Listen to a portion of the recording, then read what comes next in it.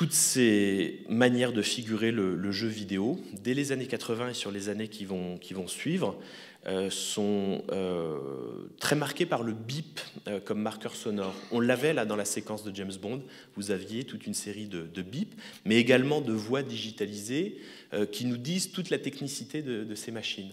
Les bornes de jeu des films de cinéma sont parlantes. C'est vraiment un critère, alors qu'on retrouve de film en film, elle parle aux joueurs, quand bien même, techniquement, elle le faisait tout juste à l'époque, mais quand c'est au cinéma, la borne parle aux joueurs, elle dit le score tout haut, elle interpelle le joueur, et parfois elle parle précisément au joueur qui est devant elle, ce qui est particulièrement inquiétant.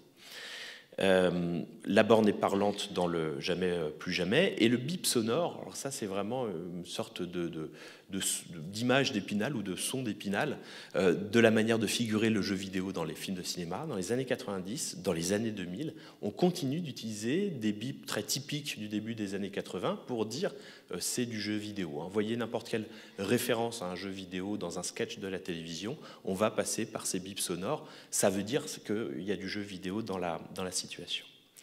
Alors,